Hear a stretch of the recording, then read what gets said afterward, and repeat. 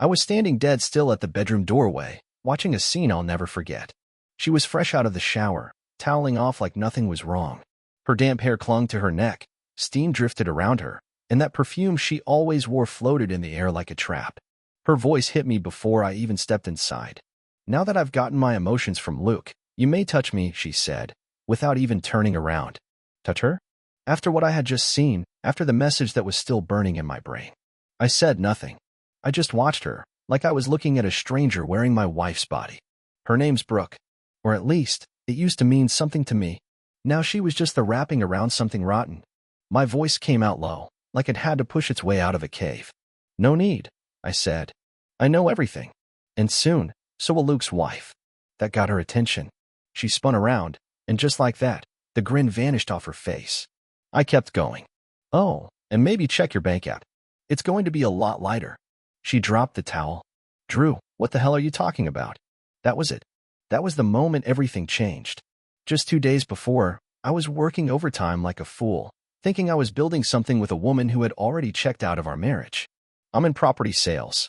Long hours, phone calls that don't stop, deadlines that come in waves. But I did it all thinking Brooke and I were a team, that she was the one I'd grow old with. I was wrong. It started with little things. She began doing her makeup before quick errands. When I asked about it, she laughed it off. Can't a girl look decent for a grocery run, Drew? Sure she could. But the way she said it, it felt like getting slapped and being told to apologize for it. Then came her nightly walks. Yoga pants, perfume, headphones, and she'd come back an hour later smelling like a man I didn't know. I wanted to believe her. I did. Until the 5th time. That's when I started looking. And what I found made me sick. She wasn't even careful. Just Luke. No nicknames, no attempt to hide it. Messages like, "You feel like a break from real life." Drew wouldn't understand. Or, "You made me feel something again." Luke Harper. Married. 2 kids. Met him at our gym. I'd grilled burgers next to the guy at a neighborhood cookout. All the while, he was wrecking my life with a grin on his face. But I didn't blow up right away. I wanted proof. Unshakable, undeniable proof. So I called my buddy Mason. He's a retired client turned PI. Told him I needed everything he could get. 2 days later, I had it. Photos of Brooke and Luke at a seedy motel just off the highway. Her legs wrapped around him in the parking lot. Her smile, like I hadn't seen in years. I didn't sleep that night. I just planned. I needed her to know I knew, and I wanted to see her face when it hit. But she beat me to the punch. Walked out of that motel, came home, showered, and had the audacity to tell me she was finally ready for me, because Luke gave her emotions. That's when I told her. The money was gone. The accounts drained. The credit cards? Shut down. I had been slowly pulling my funds for weeks under the cover of a real estate deal. She was stunned. Good. I left her there, screaming. I was on my way to Luke's house. I had photos, screenshots, timestamps. Rachel, his wife, deserved to know who she was really married to. But when the door opened, it wasn't Rachel. It was Luke's daughter. A teenager. Maybe 16. She had a phone in one hand and a baseball bat in the other. "Are you Drew?" she asked. I nodded. "Mom's crying in the kitchen. We found the messages. Come in." What I didn't realize walking into that house was that things were about to get a whole lot worse. That girl, Lila, held the bat like she meant business. And the way she looked at me, stone cold and trembling at the same time, I knew this wasn't just about Brooke anymore. This affair had hit their family just as hard. In the kitchen, I found Rachel on the floor. Red eyes, hands shaking, tissues everywhere. When she looked up and saw me, she already knew. "Drew," she whispered. I knelt beside her, laid out the photos. "I didn't know you already found out." I thought, "You should see everything." She didn't even look at the prints. Her voice was soft and broken. "They used to meet in my car," she said. "He'd tell me he was going on morning runs, but he was using my car to pick her up." That one hit me in the chest like a truck. We sat there in silence, 2 people torn apart by the same wrecking ball. Then, the front door slammed. Rachel flinched. Lila ran in. "He's home." Luke came strolling in like it was any other day. Gym bag in one hand, car keys in the other. He saw me sitting in his kitchen and froze. "Drew," he said like we'd bumped into each other at the gas station. I stood. "Got a minute?" His expression shifted. Panic. Rachel crossed her arms. "Want to explain why your phone has pictures of you with Brooke?" "It's not what it looks like," he stammered. "It's exactly what it looks like," I said. Motel receipts.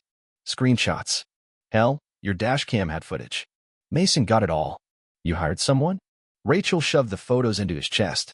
I gave you everything, and you threw it away for a woman who couldn't even bother to hide her cheating. She told me she wasn't happy, Luke mumbled. Said Drew didn't give her attention. Said you were cold. That's when Lila screamed, "Stop lying." Her voice cracked the air. The bat hit the floor with a bang that echoed through the house. Luke looked at us, at his daughter's broken expression, at Rachel's fury, at me, and finally admitted the truth. She said she was leaving him. Said she wanted to be with me. I laughed. A bitter, empty kind of laugh. She said she'd leave me? Buddy, she didn't even rinse off before offering herself to me again. He paled. You didn't. No, I said. I have some dignity. I turned to Rachel. I just wanted you to know. She nodded. Thank you. As I left, Lila picked the bat up again, not in anger, but in defense. That's when I knew Brooke's betrayal didn't just break my marriage. It set off a chain reaction. And what came next was going to be war. Is this supposed to scare me? She snapped, arms crossed like she still had the upper hand. No, I said, cool as steel. This is me setting myself free. Brooke hurled her coffee mug into the sink. It shattered against the metal with a sharp crack, pieces scattering like her excuses. You're being dramatic, she spat. I raised an eyebrow. Really? You used our joint savings to buy silk and lace for a guy who tucks in his kids every night and lies to his wife. Her face turned red. That's none of your business. I took a step forward. It became my business the moment you turned our marriage into a punchline. Her posture shifted, arms still folded but voice softening into that syrupy tone she always pulled out when she wanted to manipulate me. Drew, are you really going to throw away everything we built over one mistake? One mistake. I repeated. She nodded, stepping closer, brushing her hand across my chest like she thought that would still work. We can fix this, she said.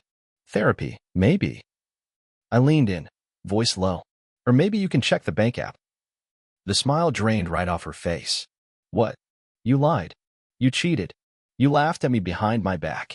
So, no. We don't need therapy. We need distance. You're not broken. You're just selfish. And I'm done. She shoved me hard in the chest. You arrogant son of a... I caught her wrist, not rough, just enough to make her look at me. Save it. Lindsay knows. Your fantasy bubble just popped. Her mouth opened and closed. For once, Brooke had nothing ready to say. No comeback. No fake tears. Just stunned silence. I walked out with my things. My dignity. My backbone intact. Later that day, she texted me. You think you're winning, but you'll be begging for me back in a month. I saved it. Not because it hurt, but because I knew someday, when I was fully healed, I'd look back at that message and laugh. That wasn't love. That was war. And I had finally stopped laying down my weapons. By the time I left the apartment for good, Brooke probably had torn the place apart. Thrown shoes, screamed at mirrors, maybe even called Luke crying about how I ruined her life. Classic Brooke. She could torch an entire house and act surprised when the smoke burned her lungs. I stayed with my old buddy, Tyler. We had not talked in a while, but he opened his door without questions. Eventually, I told him everything. After a long silence and 2 beers, he just shook his head and said, Man, she's a black hole in heels. I could not argue with that.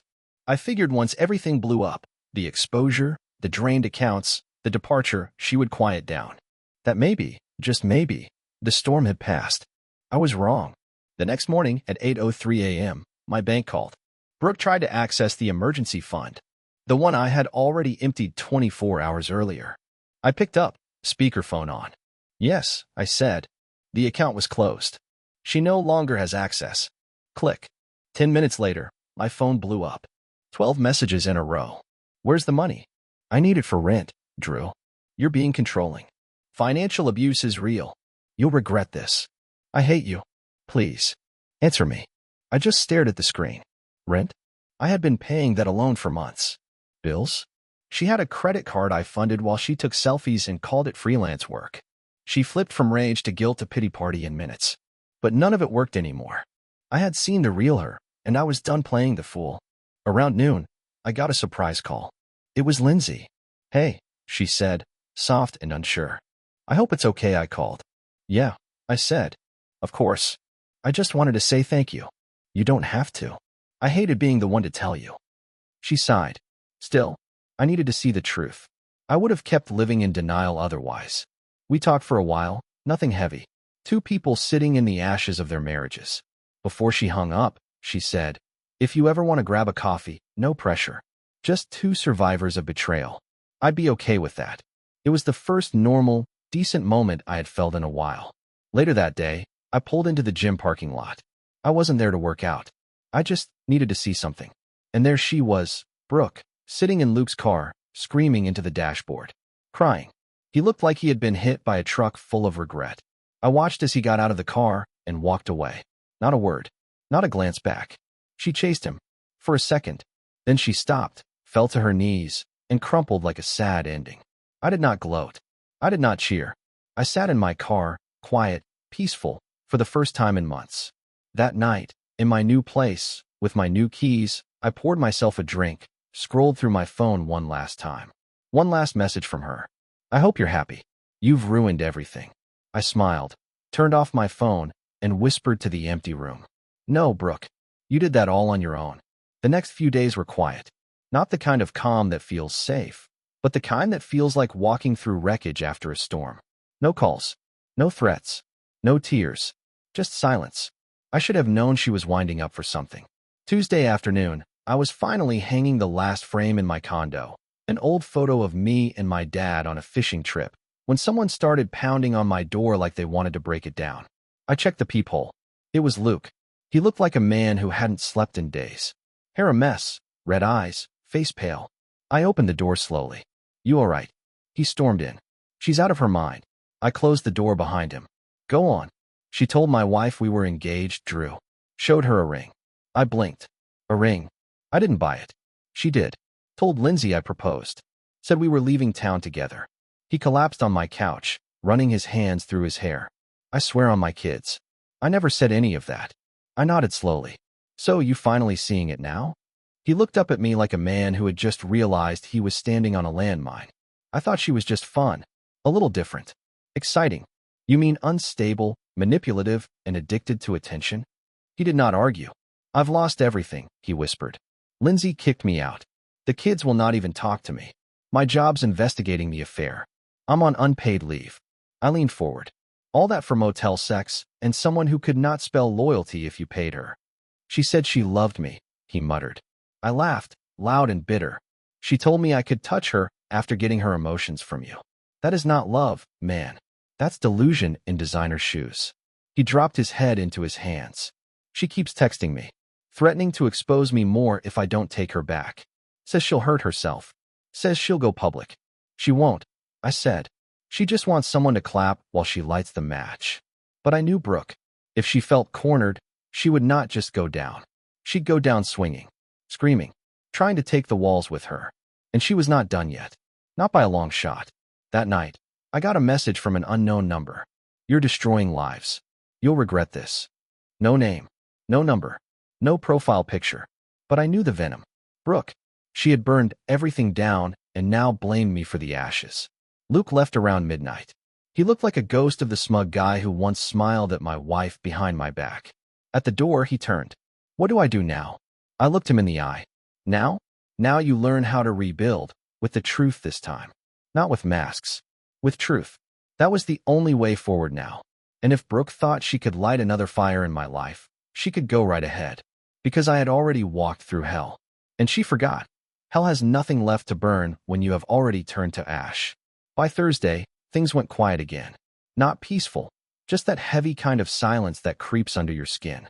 The kind I recognized. Brooke always had a pattern. She never went quietly.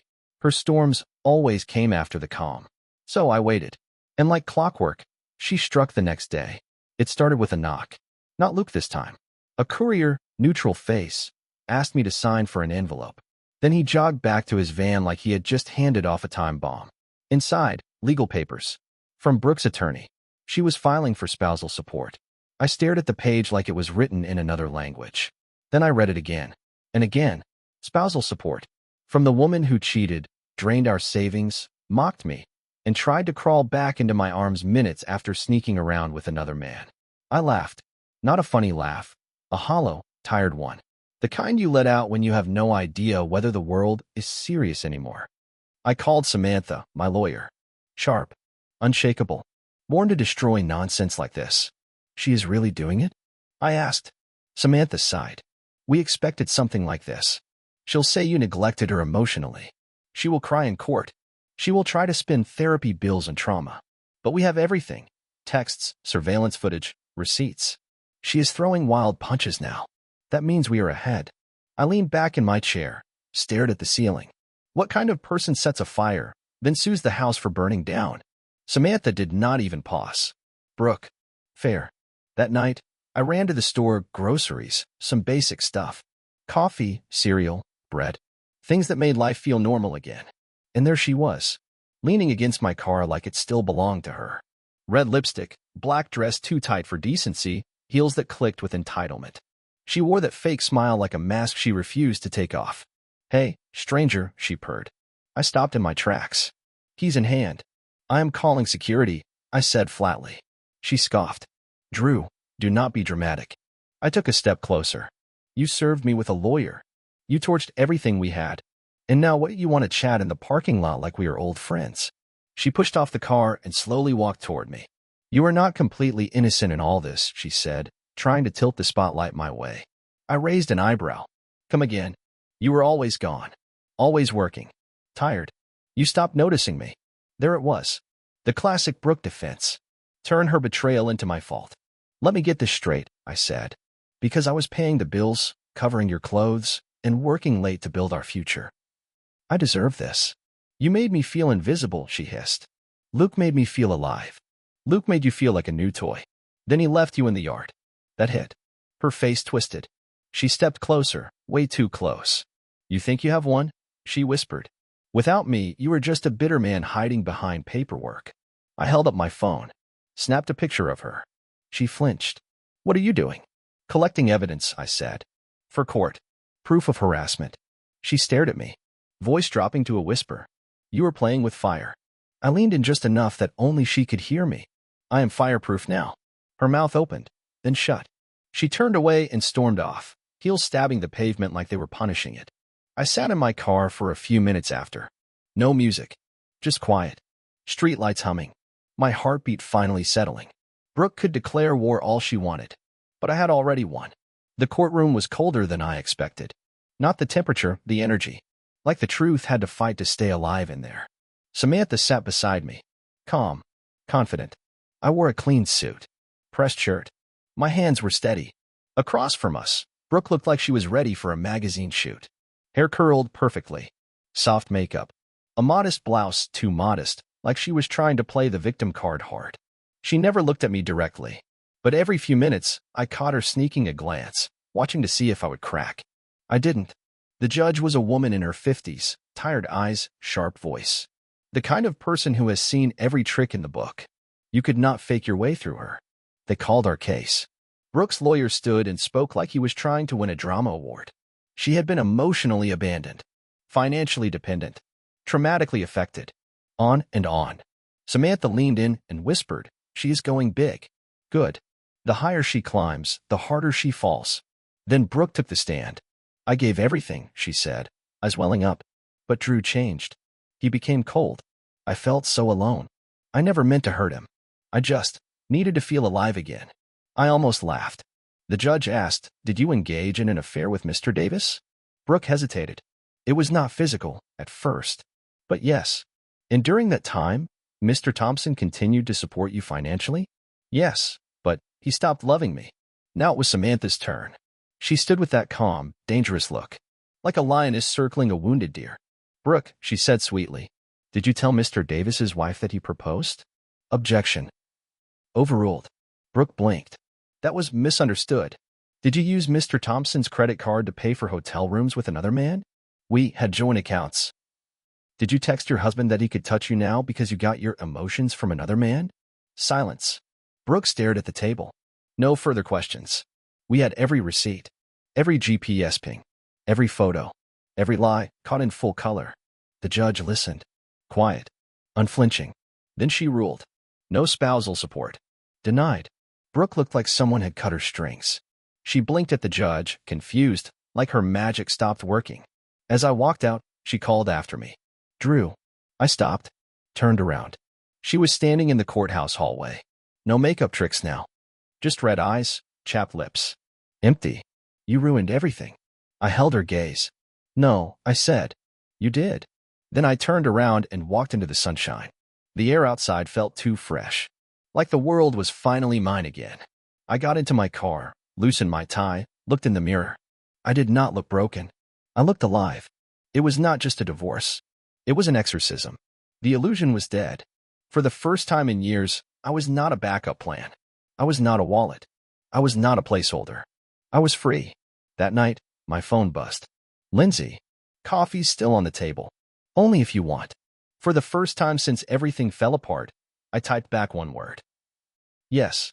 We met at a quiet cafe just outside town. A place where no one knew our stories. She was already sitting when I got there. Hands wrapped around her mug like it was holding her up. She smiled when she saw me. Not fake. Not forced. Just real. I wasn't sure you'd come, she said. Neither was I admitted. But I'm glad I did. We talked. About anything but them. About movies. About music. About surviving. About rediscovering who we were before all the betrayal. Eventually, though, the conversation circled back. As it always does. I saw her yesterday, Lindsay said softly, staring into her tea. At the gym. Lindsay stirred her tea slowly, eyes distant. I saw her yesterday, she said quietly. At the gym. I leaned back. Let me guess. She acted like nothing ever happened. Lindsay gave a dry chuckle. Exactly. Like we were two old classmates who had a little argument and just needed to hug it out. That sounds like Brooke. She said. Luke was confused. That the whole thing had been blown out of proportion. I shook my head. Brooke could be standing in a house fully on fire and still tell you the flames are just ambience. That made her laugh, just a soft one. But it was real. First time I'd seen it. You know, she said, I used to envy her. That caught me off guard. You did. She was always so loud. Always sure of herself. Always pulling attention like gravity. I thought maybe that's what men wanted. That chaos, that energy. I looked her straight in the eyes. Confidence is not chaos. And a real man doesn't want a woman who uses love as leverage. She met my gaze, quiet for a long second. So what do they want? She asked. I paused. Thought about everything I had given. Everything Brooke had thrown away like it was nothing. What I craved most. Peace, I said. Not silence. Not boredom. Just peace.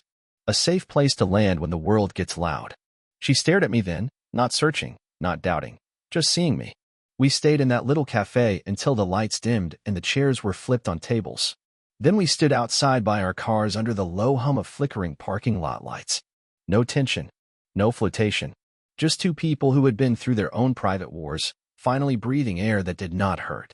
You think they'll stay together? She asked. I laughed. No humor in it. They'll crash and burn. Brooke can't stay still long enough to build anything real. And Luke, he doesn't have the spine to walk away. She smirked. Well, guess we dodged a bullet. I shook my head. We didn't dodge it, Lindsay.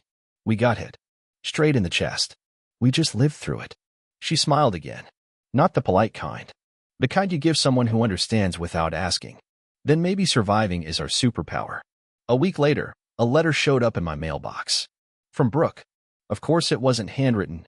That would have been too vulnerable for her. It was typed, formal, like it had gone through 4 drafts and a grammar check. She was moving to California. She said she needed a clean break, a fresh start. She said maybe, in time, we could be friends. I read it once, then tossed it in the drawer without a second thought.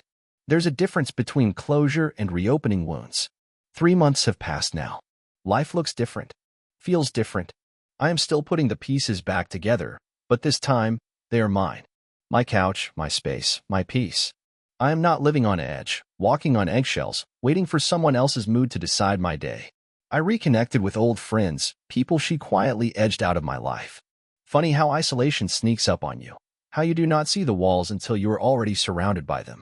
As for Lindsay, we still talk. Sometimes we meet up. No expectations. No rush. Just two people who value honesty more than performance. Who have no interest in pretending anymore. And if you're reading this right now, sitting in the same storm I was in, let me tell you something. You will survive. It is not going to be clean. It will not be easy. Some days will feel like breathing through smoke. But the version of you that walks out of that fire, that person is going to be stronger, smarter, wiser, And most importantly, free. Because loving someone who lies to your face, cheats behind your back, and then gaslights you into thinking it was your fault, that is not love. That is war. And when it ends, you do not rebuild what was. You create something new. From the ground up. On your own terms. Without the ghosts.